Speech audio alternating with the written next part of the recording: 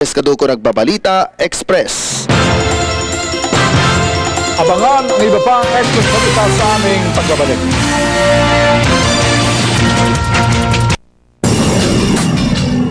Balita, nakatakdang lumipad si Pangulong Gloria Macapagal Arroyo sa Estados Unidos at makipagkita kay US President Barack Obama ngayong buwan.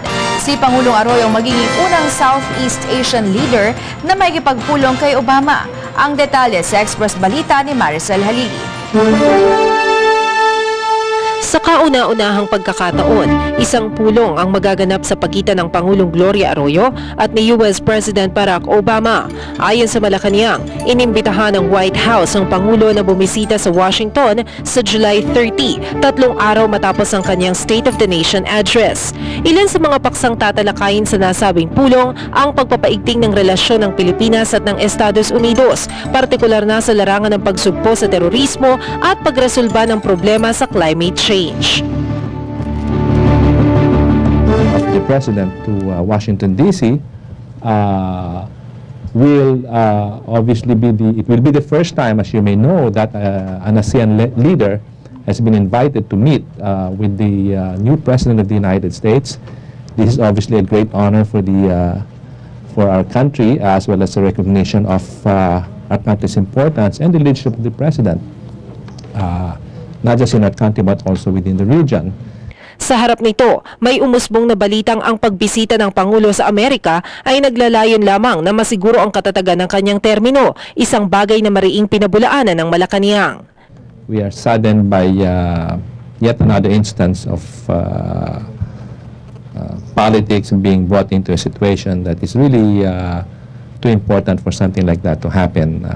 Noong Pebrero, huling nagkasama ang Pangulong Arroyo at si President Obama sa taunang National Prayer Breakfast sa Washington, pero hindi nagkaroon ng pagkakataon ng dalawang pinuno na magkausap. Ako si Maricel Halili, Nagbabalita Express.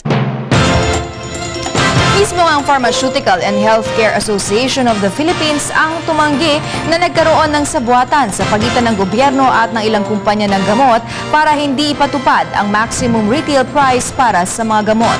Ang detalye nito sa Express Balita ni Jeffrey Zaide. Walang kutsabahan sa pagitan ng mga multinational drug companies at ng Pangulong Gloria Macapagal Arroyo. Ito ang iginiit ng mga kinatawan ng pharmaceutical companies sa pagdinig ng Oversight Committee on Affordable Medicines kanina. Ipinunto ni Pharmaceutical and Healthcare Association of the Philippines Executive Director Rainer Gloor na walang kutsabang nagaganap sa pagitan nila at ng Pangulo. Wala ring secret meeting bagkus ang pag-uusap nila noong July 7 ay nakatuon para ipahayag lang ang kanilang saloobin sa pagdalagay ng maximum retail price sa ilang mga gamot. Wala ring masama kung makipagpulong man sila sa Pangulo kahit na nakaumang man ang implementasyon ng MRP sapagkat diskresyon naman daw ng Pangulo kung pipirmahan ito o hindi. Absent naman sa pagdinig ang mga opisyal ng Office of the President na ipinuntong masyadong huli ang imbitasyon ng Senado para sila ay makapaghanda. Out of town at may ibang appointment naman ang kinatawan ng Pfizer na inakusahan ng power play at manipulasyon. Our understanding is that the MRP is at the discretion of the President to sign it or not to sign it. So we wanted to explore to the President to achieve the same goals. Are there any other ways we can achieve the goal to improve the general health care to the Filipino people? Nanindigan din ang mga pharmaceutical companies sa isang free market malayo sa price control na posible raw makapekto sa kanilang investments. Patuloy din ang kanilang pagsasaayos ng pinakamagandang formula para maipababa ang presyo ng mga gamot base na rin sa 10 araw na ibinigay ng Pangulo bago aksyonan ang paglalagay ng MRP sa mga gamot. Aminado naman si Senador Mar Rojas na walang paglabag ang Pangulo sakaling man din ito pirmahan ang batas. Ako si Jeffrey Zaide, Nagbabalita Express. Dinepensahan ni Health Secretary Francisco Duque ang hindi ito pagdalo sa pagdinig ng Senate Oversight Committee kanina. Ang kabuang detalye sa Express Balita ni Jinky Baticados. Nilinaw ngayon ni Health Secretary Francisco Duque kung bakit hindi siya nakadalo sa isinagawang Oversight Committee hearing sa Senado.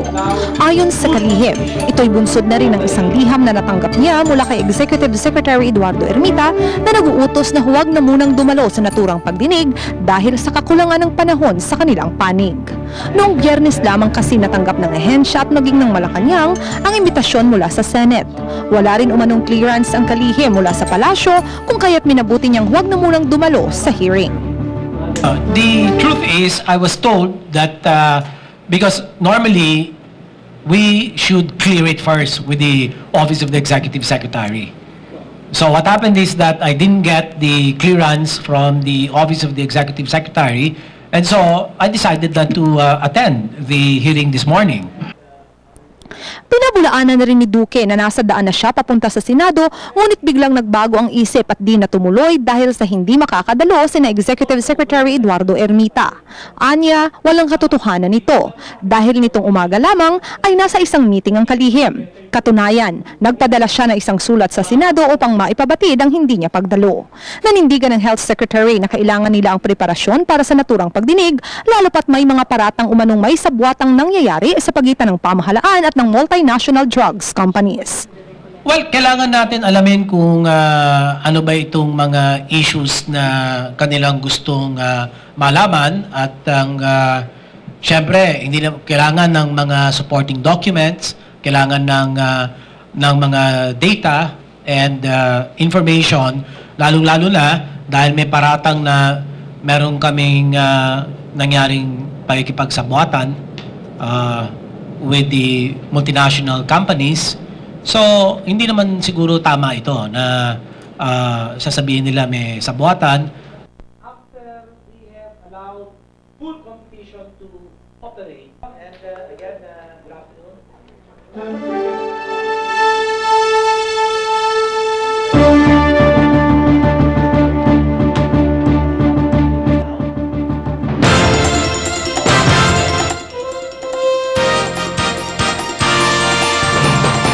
Samantala, mahigit 20 video karera ang sinira kanina ng lokal na pamahalaan ng Pasig. Ito bilang bahagi pa din ng anti-illegal gambling campaign na ilunsad ni Mayor Bobby Eusebio. Aniya, pawang minor de edad ang nabibiktima ng video karera dahil tila laro lamang ito sa paningin ng mga estudyante. Tiniyak din ang alkalde na hindi magiging lingas-kugo ng proyekto nilang ito. Ibibigay naman sa DSWD ang mga bariyang nakuha sa video karera machine. Linggo gawin to para makita nila na kami seryoso, gagawin namin yan.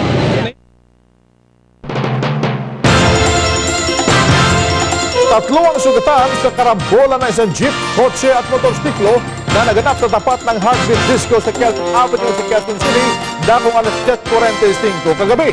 Ayon sa jeepney driver na kinilala sa pangalang Eric, pag-garahe na sila noon ang biglang bumulaga sa kanilang harapan ang isang nag-U-turn na kotse at sumalpok sila rito. Sa lakas ng pagkabangga, sumampa ang kotse sa concrete barrier at nakatiyempo pa ng isang dumaraang motorsiklo. Inamin naman ni Eric na napabilis ang pagpapatakbo niya ng jeep na mga oras na yon. Iniimbestigahan na ngayon ang mga kasong posibleng isampa labang kay Eric at sa kasama nitong konduktor.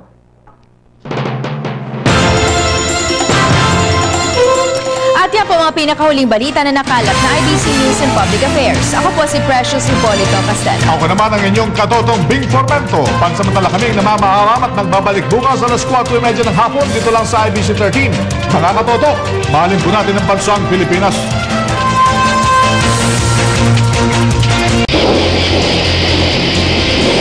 Outrageous Rainy Day Blues.